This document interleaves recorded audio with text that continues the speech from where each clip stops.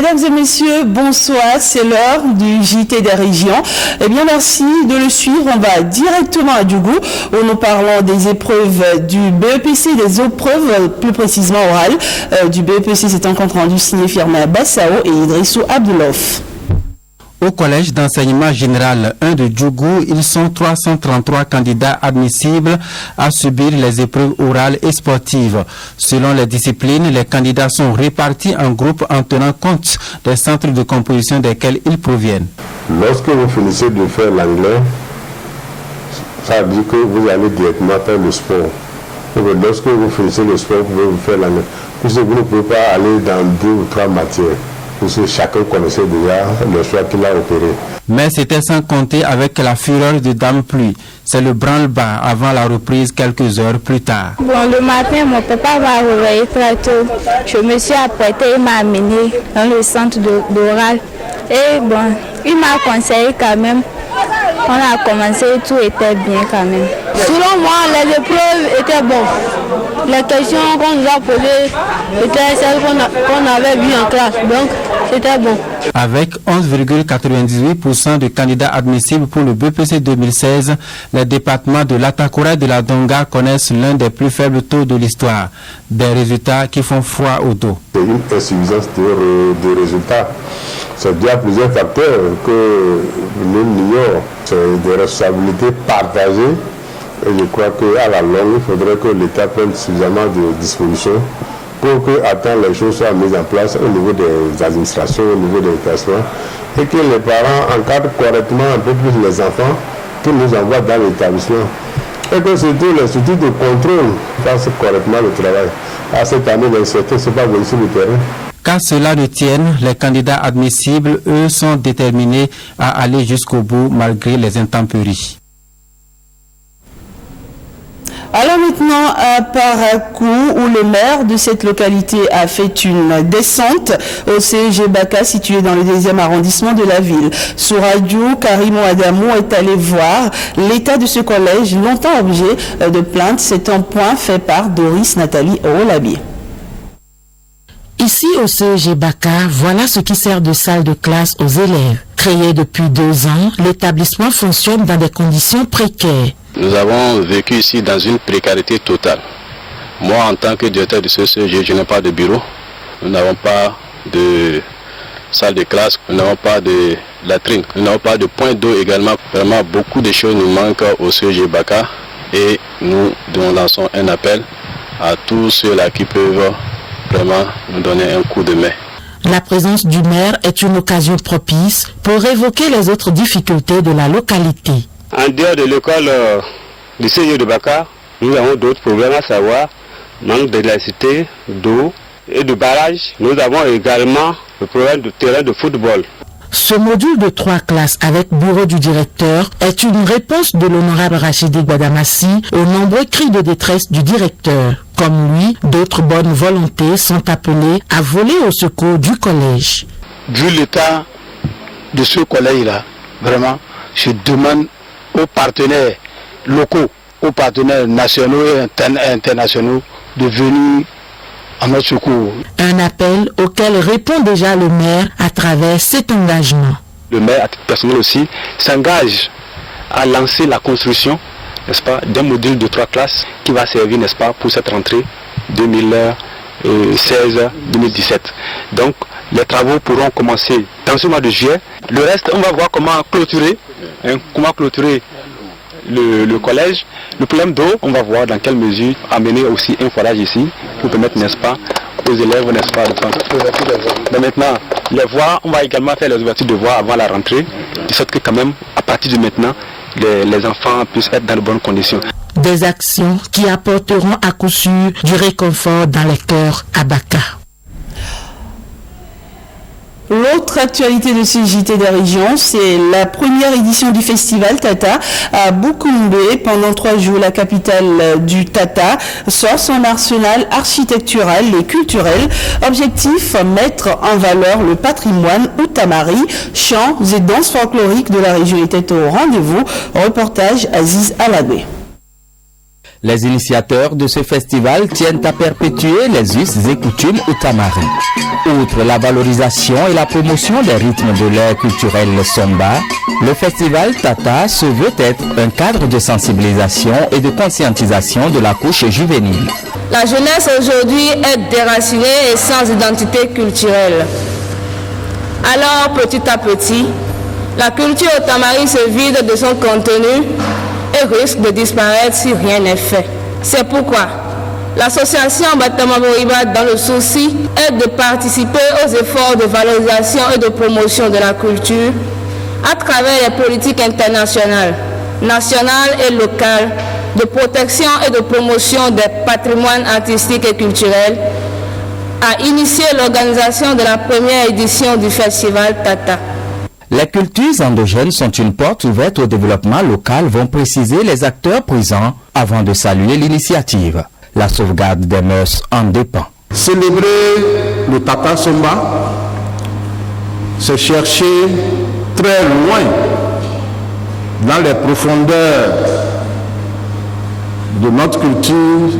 Cette célébration nous interpelle, nous tous.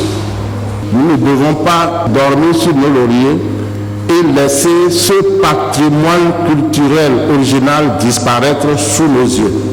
Conférences et débats retracent l'historique de la culture du Tata et tout ce qui tourne autour de ce patrimoine architectural. Il ne faudrait pas que le brassage puisse annuler à nous. Ce que nous avons de plus cher, c'est notre culture et c'est nous-mêmes. Chacun de nous s'identifie par rapport à sa culture. C'est une opportunité plus que jamais que nous devons saisir. Pendant 3 jours, chants, danses et pratiques endogènes de cette ère culturelle sont revisités au grand bonheur des festivaliers.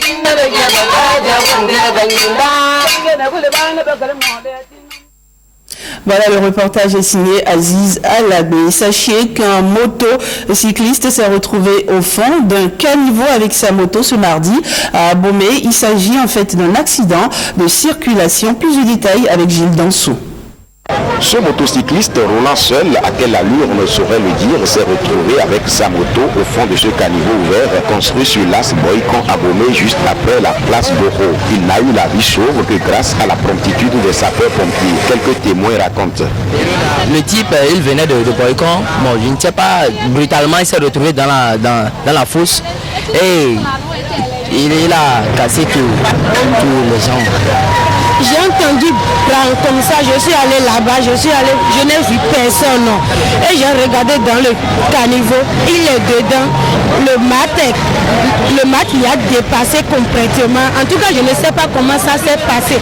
On peut dire qu'il a perdu la connaissance ou bien je ne sais pas. Parce qu'il n'y a personne, il n'a croisé personne sur la route, il est seul. Les autorités compétentes sont interpellées quant à l'achèvement des travaux de construction de ces caniveaux. Je vous en prie, il faut nous aider parce que ce truc-là, ça nous tue. On a peur. On ne peut plus conduire tranquillement sur la route. On a peur, je vous en prie. Le caniveau là, on a construit ce truc maintenant, ça fait plus de 10 ans. Ils n'ont pas l'idée de fermer le trou, ce n'est pas bon. Ils ont fait des infrastructures, mais on ne sait pas à quoi cela. Sinon, vous pouvez voir, il n'y a pas de dalle là-dessus. C'est ouvert et même couvert des herbes. Donc, cela veut dire qu'il n'y a pas la sécurité. Ça, c'est l'insécurité totale. Le blessé est conduit par la suite aux urgences à l'hôpital de Goro.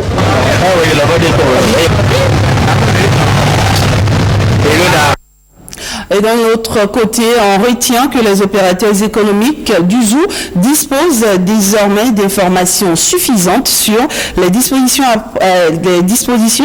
à prendre afin de ne pas s'exposer au risque de braquage. C'est à travers une séance de sensibilisation initiée par la Chambre de commerce et d'industrie du Bénin CCIB.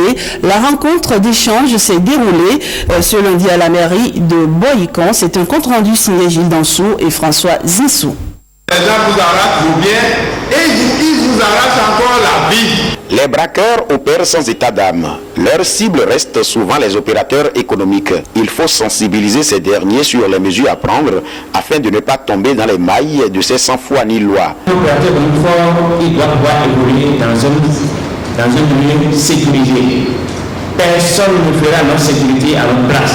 Nous n'avons l'habitude de le répéter, c'est nous-mêmes. Une projection de film à court d'explication a été organisée pour mieux sensibiliser ces opérateurs économiques. Plusieurs techniques sont envisagées. Donc qu'est-ce que nous devons faire pour que s'il doit voler, il doit déployer beaucoup d'efforts avant d'avoir accès à nos biens. C'est une technique ça. L'autre technique, qu'est-ce que nous devons faire pour que le criminel, en s'emparant de nos biens là, soit exposé lui-même à des risques d'être arrêté. Si nous réfléchissons bien, on peut mettre en place un mécanisme et quand il vient voler là, on est sûr de le retrouver. Si le criminel sait qu'il est sûr d'être retrouvé, est-ce qu'il va voler? Non, il va s'abstenir. L'information au service compétent. Si chacun fait ça, les criminels, ils ne pourront plus trouver d'espace sur la terre. Alors, à moins qu'ils se transforment en oiseaux pour rester dans le ciel. Un exemple bien simple est donné pour faire passer le message. Désormais, là, les opérateurs économiques prennent des précautions pour que si le braqueur se dirige vers eux, ils puissent barrer la route au braqueur. On lui barre la route. Et on fonctionne comme l'œil. On anticipe. L'œil anticipe toujours. Il ne reste pas ouvert pour que vous venez mettre votre doigt. Jamais. Les opérateurs économiques, désormais, vous devez également anticiper en protégeant mieux vos biens. S'en est suivi une séance de questions-réponses avec les opérateurs économiques. Plusieurs techniques de transfert d'argent sont proposées. La question de l'immatriculation des motos reste essentielle également dans cette lutte contre la criminalité.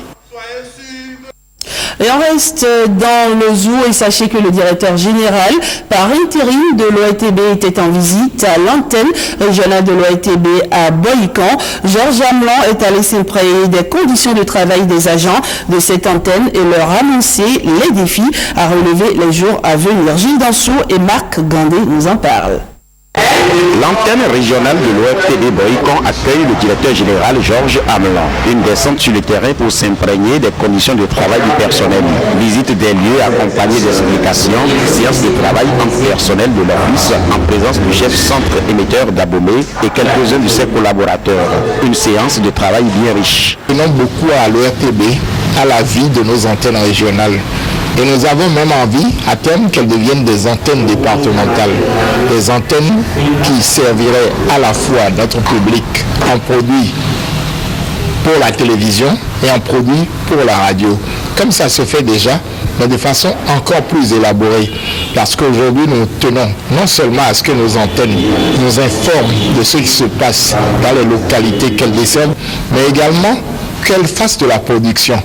Parce que de là où elles sont, elles peuvent véritablement refléter le terroir pour que l'ensemble de nos compatriotes voient ce qui se passe en différents points du territoire national. Donc pour nous, les antennes sont des jalons capitaux, des jalons qu'il faut entretenir et faire grandir. Parce que chacun d'entre nous est de quelque part. Et il est très bon que chacun des Béninois se reconnaisse à la fois dans la radiodiffusion et la télévision quand elle vient de l'OETB. À l'endroit des populations du zoo des collines, le directeur général de l'OETB tient à dire ceci. C'est à nous de démontrer qu'il peut nous faire confiance et nous nous sommes déjà mis en chemin pour que cela soit.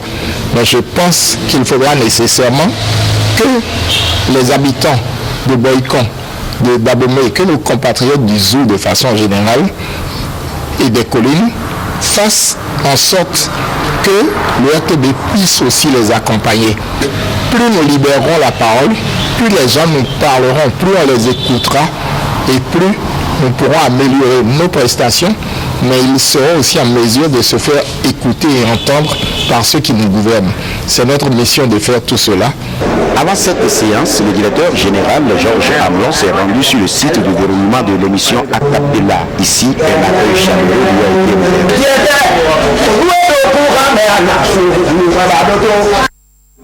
Et on on clôture cette édition sur cette enquête sur la démographie et la santé de l'INSAE qui dévoile qu'environ 11% des jeunes filles âgées de 15 à 19 ans tombent enceintes chaque année. Elles accouchent dans des conditions difficiles avec beaucoup de complications, plus précisément dans les zones rurales du Bénin. Une situation alarmante selon le FNUAP qui est revenu sur le sujet à la faveur de la 30e édition de la journée mondiale de la population célébrée lundi dernier. Suivez ici la déclaration du coordonnateur du FNUAP.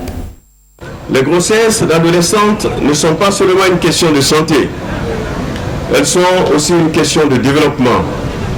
Elles puisent leur origine dans la pauvreté, l'inégalité entre les sexes, la violence, les mariages d'enfants et les mariages forcés, les déséquilibres entre les adolescentes et leurs partenaires masculins, le manque d'éducation et l'échec des systèmes et institutions à proposer leurs droits. Au Bénin, la plupart des femmes enceintes avant 19 ans se retrouvent parmi les communautés les plus pauvres. Le phénomène est plus présent en milieu rural qu'en milieu urbain. Les mariages précoces et parfois forcés sont toujours, hélas, présents dans certaines contrées les plus reculées du pays. Aujourd'hui, les complications liées à la grossesse et à l'accouchement sont la principale cause de décès chez les filles de 10 à 19 ans dans la plupart des pays en développement, tandis que les taux les plus élevés d'infections sexuellement transmissibles sont parmi les jeunes âgés de 15 à 24 ans. Parents, décideurs, à tous les niveaux, notre responsabilité est grande. Nous devons passer à l'action pour permettre aux adolescentes de faire des choix de vie responsables et leur prêter l'appui nécessaire dans le cas où leurs droits sont menacés. Toute fille, où qu'elle vive, et quelle que soit sa situation économique, a le droit d'accomplir son potentiel humain. Le choix de ce thème est également une opportunité pour rappeler à toutes les adolescentes que la réussite se planifie.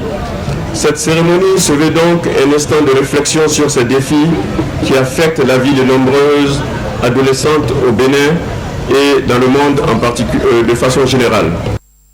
Voilà, c'est la fin de cette édition. Je vous remercie de l'avoir suivi. Excellente après-midi à tous et à très vite.